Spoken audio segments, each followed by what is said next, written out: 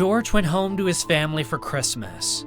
He sat at the Christmas table, not knowing whether this man he was in love with was terminally ill, and therefore not knowing whether he himself was potentially terminally ill. In today's video, we're looking into an incredible love story that was tragically cut short.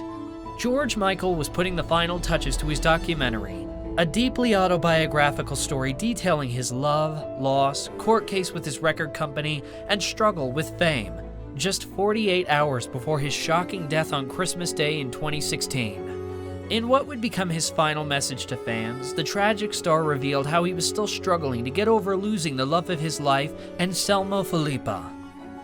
He still, 23 years later, brings a tear to my eye. He was my savior, George admitted in moving footage. Anselmo was the first time I think I really loved someone selflessly. Despite no mention of his long-term lover, Texan art dealer Kenny Goss, or last on/off boyfriend Fadi Fawaz, Michael's tragic love life featured heavily.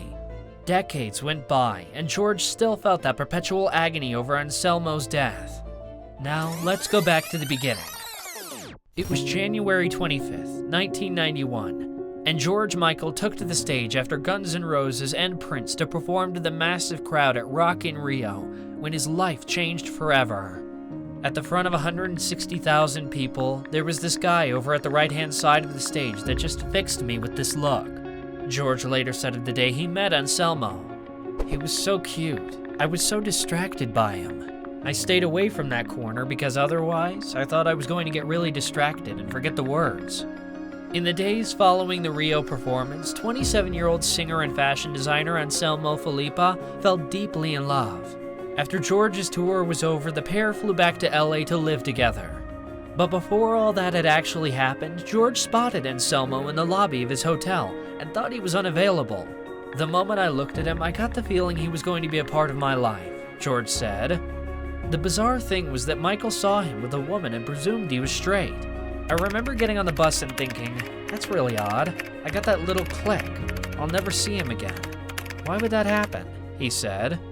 3 days after Michael and the crew arrived in a new place, Anselmo had made his way onto the island, through one of the promoter's children or something. According to the singer, he'd followed George for 200 miles, which would normally send him running for the hills. They had a few days on the island, and they got together. For the first 6 months of our relationship, at least, I felt better than I had possibly in my entire life. And within days, I outed myself to just about everybody in that circle of friends, work colleagues and stuff. It was very immediate. George would later say that Anselmo gave him the courage to come out to close friends and also stand up to his record label for creative control of his career. It used to be very hard for George to be proud of his sexuality, as it hasn't brought him any joy. And once it was associated with love and joy, it became easy to be proud of who he is. "I was happier than I've ever been in my entire life. Fame, money, all the things, you know? Everything else just kind of paled by comparison. To finally, at 27 years old, waking up in bed with someone who loves you, you know? And Anselmo was absolutely that," he told Attitude. George and Anselmo had only been together a few months when the fashion designer developed flu-like symptoms that he couldn't shake. He then decided to go for an HIV test. On Christmas Day in 1991, George remembers the agony he felt waiting to find out the results of Anselmo's diagnosis, and whether he too may have it. "I remember the terror of me understanding that this was possibly the beginning of an illness," George recalled in a scene from Freedom. Sitting with his family in the UK, who knew nothing of George's relationship with Anselmo, he recalled the lonely days as the darkest, most frightening time in his life. "I sat at the Christmas table, not knowing whether my partner, who the people around the table did not know about, not knowing whether the man I was in love with was terminally ill." After the new year, Anselmo, who had discovered his diagnosis, came to the UK and delivered the news to George. Understandably so, the singer was absolutely devastated.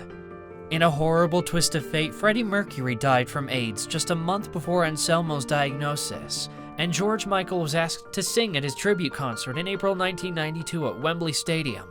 Big musical event dedicated to their lead singer Freddie Mercury, who died last night of AIDS. There have been tributes to his talent and his courage from friends and from fans. George felt the unbelievable pain of going on stage with the love of his life watching in the audience, and no one but himself and Anselmo knowing about the diagnosis. He admitted that in front of a crowd of 72,000 Queen fans, he was really just singing to one person. I just wanted to die inside.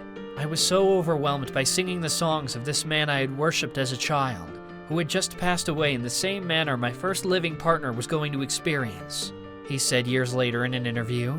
Tragically, their romance lasted 2 years. After that, it was a total nightmare, according to Michael. It was a difficult time to lose someone, after just 2 years, because I was still in love with him in such a romantic way. It was also difficult because George felt like he had waited so long to find him. I literally had 5 or 6 months of pure joy before I found out he was ill. Then it was all fear, pure fear. I just wish I'd had a bit longer before that was ripped away, he told The Advocate magazine in 1999. Anselmo died from a brain hemorrhage in March 1993 in his home country of Brazil. Andrés Iorriu, a close friend of the singer, explained in his biography that it fell to him to tell the heartbroken star that the love of his life had passed away.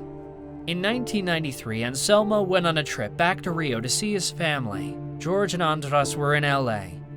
For about 2 years before he died, we both knew he was HIV positive. And even though I knew he could get the best treatment either in LA or Britain, he insisted on going back to Brazil. A couple of days later, his friend Lucia called and said Anselmo had been admitted to the hospital. It wasn't good. George wanted to go to him immediately, but they decided to wait a few days. Then the phone rang, and it was Anselmo. George took the call in his room. When he came out, he looked upset. Anselmo was far from okay, but they still thought it would pass, and he'd be well enough to come home to LA. A few days later, when Lucia called again, I was the one who picked up the phone at Yog's place, and all I could hear was crying. I knew right then. She didn't have to tell me Anselmo had died. "Yog," I yelled. He came running. He got halfway across the lounge when he saw my face. He collapsed, recalled Andrés. Anselmo was buried within 24 hours of his death. His family lived up in the mountains, and still, they had heard of George Michael. And now, this world superstar was sitting in their lounge, crying over their son. In the face of grief and suffering, Andrés recalled there was a silver lining to the terrible tragedy. The day after Anselmo passed, his wife Jackie told him she was pregnant. He couldn't believe the timing and took this as a sign. As one life leaves, another one arrives. 9 months later, Harrison Anselmo Iorriu was born, named in honor of one of the nicest people you could ever want to meet. And, of course, Yog was to be his godfather, said Andrés.